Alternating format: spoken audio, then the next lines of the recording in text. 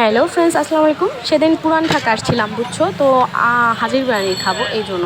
তো সেখানে এসে একটা চাচার দোকানে আমার থামতেই হলো, বিকজ অদ্ভুত একটা শাক দেখলাম, ময়না শাক। অদ্ভুত কিনা আমি জানি না, আমার কাছে অদ্ভুত লাগছে এই কারণে যে এই শাকটা আমি কখনো খাই নাই। তো আধা কেজি আমি শাক নিয়ে আসছি, শাকটার নাম হচ্ছে নইনা শাক। তোমরা যদি এই শাকটা কেউ খেয়ে থাকো আমাকে কিন্তু অবশ্যই কমেন্টে জানাবা। আর তোমরা কী দিয়ে রান্না করো সেটাও জানাবা। আচ্ছা, শাকের কেজি 100 টাকা, এখানে আধা কেজি শাক আমি নিয়ে আসছি। তো 90 টাকা নিচে 45 টাকা আধা কেজি শাক। ভাবা যায় আসলে জিনিসপত্রের দাম যত বেশি আমরা তত আর্টিফিশিয়াল হয়ে যেতেছি, তত বেশি কমার্শিয়াল হয়ে যেতেছি। দেখো এখানে আমি পেঁয়াজ নিলাম, দারচিনি, এলাচ, তেজপাতা। তারপর এইটার ওই শাক বিক্রির মামার ওইখানে দেখলাম লেখা এটা খাসির মাংস, গরুর মাংস দিয়ে রান্না করে। বাট আমি যেহেতু এই শাকটা কখনো খাই নাই, আমি এত রিস্ক নিব না যে গরুর মাংসের মতো দামি একটা জিনিস দিয়া এই শাকটা রান্না করবো। এই জন্য আমি মুরগির মাংস নিলাম আর আদা রসুন বাটা নিলাম 1 চামচ, 1 চামচ হলুদের গুঁড়া, 2 চামচ মরিচের গুঁড়া, 1 চামচ লবণ, ধনিয়া গুঁড়া দিয়ে ঢাকনা দিয়ে ভালো করে কষাবো।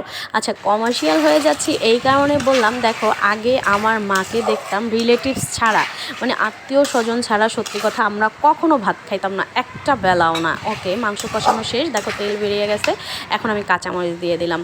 আর দেখো আমার এই ফ্যামিলিতে 6 মাসে 1 বছরেও একজন মেহমান আসে না, হয়তো জিনিসপত্রের দাম বেশি বেড়ে গেছে এই জন্য এত আপ্যায়ন মানুষ এখন আর পায় না। অতিথি আপ্যায়ন বলতে যে কথাটা সেটা কিন্তু আমরা এখন আর খুব সচরাচর দেখি না, তাই না?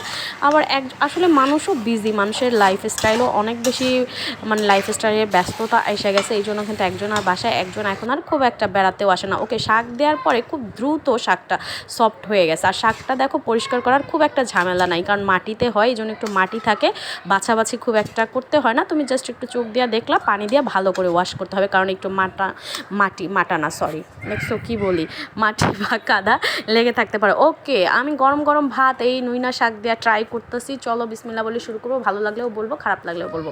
আচ্ছা, গরুর মাংস খাসির মাংসের দাম বেশি, তো এই জন্য আমি মুরগির মাংস দিয়েই ট্রাই করলাম। বাট আমি খাবারের রান্নার সময় একটু টেস্ট দেখছি, বুঝছো। বিসমিল্লাহ বলে শুরু করি, চলো। ওটা অদ্ভুত রকম ভালো লাগাছে না, একটু আনকমন টেস্টটা, এই টেস্টটা পুরোটাই টোটালি আনকমন। তবে হ্যাঁ, আমি যে গরুর মাংস দিয়ে রান্না করি নাই সেটা ঠিক আছে, কারণ কি এত দামি মাংস শাক দিয়া, বুঝছো। গরুর মাংস আমার কাছে গরুর মাংস, এর কোনো ডেফিনেশন নাই। এই জন্যই আমি উল্টাপাল্টা কিছু দিয়া কখনো করি না। আমি গরুর মাংস খাবো, ফ্রেশ স্রেফ গরুর মাংস, ঠিক আছে। কারণ এটা আমার জান, গরুর মাংস আমার জান, আমি ওর রান, বুঝছো। তো এই তো ছিল আমার নইনা শাকের রেসিপি। আমার কাছে শাকটা ভালোই লাগছে, অদ্ভুত মজা লাগছে। এটা পুরান ঢাকার খুবই মনে হয় পরিচিত বা পছন্দের, তাদের পছন্দের অনেক পছন্দের একটা শাক। তো থ্যাংক ইউ সো মাচ। পুরান ঢাকার কেউ যদি আমার ভিডিওটা দেখে থাকো, লাইক কমেন্ট অ্যান্ড শেয়ার করে চ্যানেলটা অবশ্যই সাবস্ক্রাইব করে দিও। এছাড়া যারা যারা নইনা শাক খেয়েছো তোমাদের কাছে কেমন লাগছে অবশ্যই আমাকে কমেন্টে জানাবা। আমার কাছে তো আলহামদুলিল্লাহ ভালোই লাগছে। আল্লাহ হাফেজ।